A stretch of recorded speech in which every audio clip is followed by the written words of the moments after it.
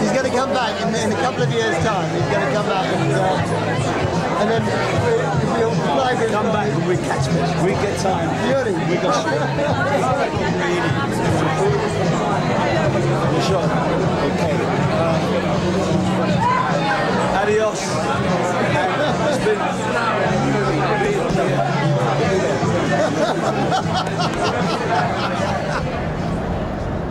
Now a seasoned traveller, Tapia was about to return to his motherland for the first time as a bona fide Venezuelan citizen.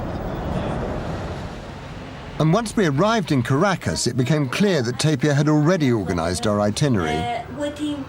Marie-Claude, he informed me, was expecting us at her apartment at 4 o'clock sharp.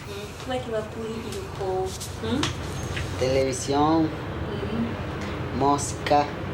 Música, a ver. Música napa, música wapuri, washito bravo. Animal hamkuami. Yatania hili mrato. Yana pere gotehe. Yatania hili mrato. Preo napa pere yatan hili ma. Preo yatan hili ma. After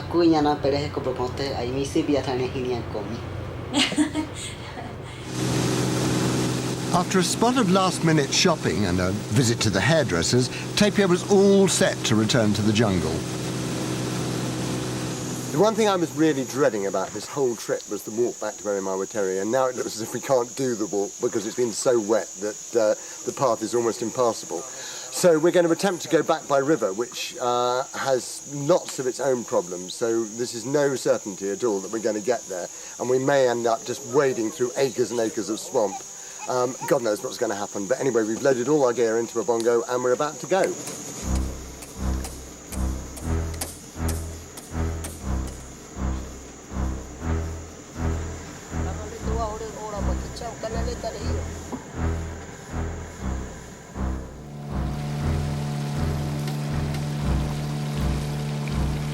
The first stage of the journey down the wide reaches of the Orinoco was relatively straightforward. But once we turned off towards Yanomami, things got much slower. Because this stretch of river is littered with unexpected obstacles.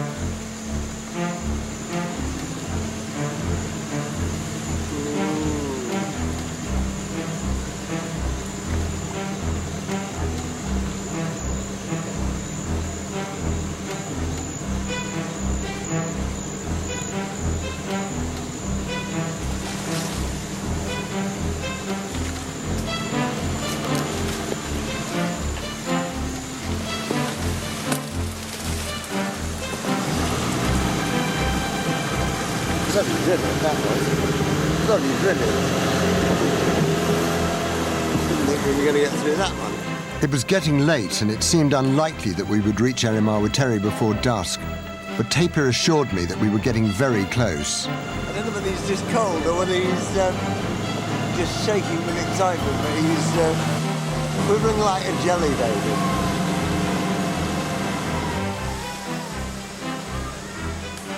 And there in the gloom, obviously alerted by the sound of the outboard motor, the whole village was waiting on the riverbank to greet us.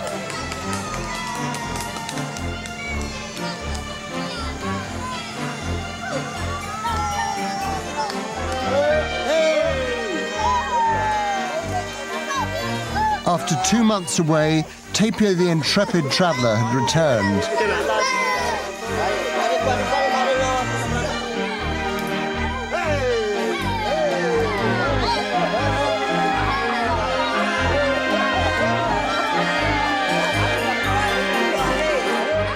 I was slightly concerned that I was stealing his thunder, but I needn't have worried. He would be holding court long into the night.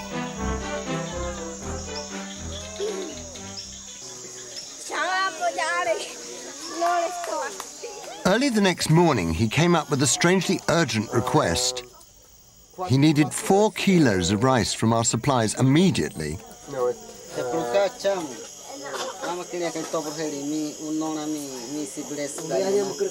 It transpired he was going to make a grand gesture to celebrate his return and serve breakfast to the whole village. For the Yanomami, a man's status is measured not by his wealth, but by his generosity, and Tapir visibly blushed with pride as he assumed the role of provider. He was clearly thrilled to be back home, but he was equally thrilled to be able to explain the mysteries of the outside world.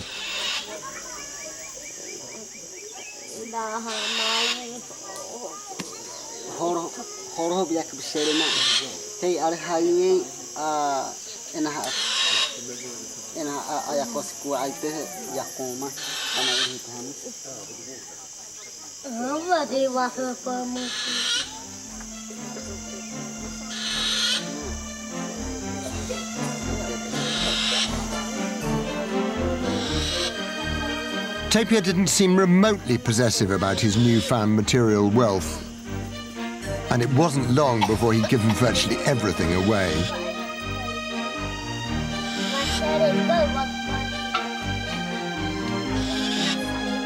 As he recounted his tales, I got an unexpected insight into the things that had really impressed him.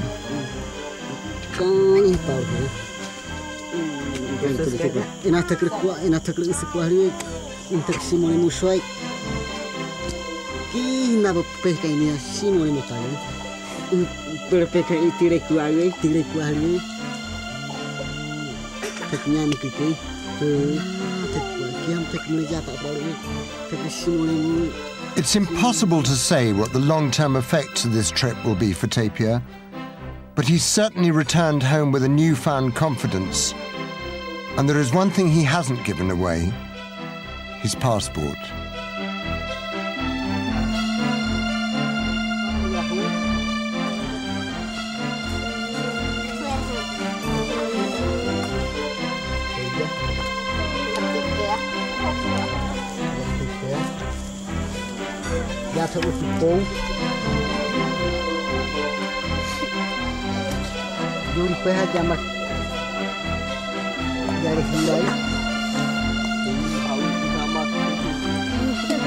Julia jadu po, jari jok na ban jok kurene, jari jok kurene leng tepeku, jak jok po, jak sei na ko ini amu.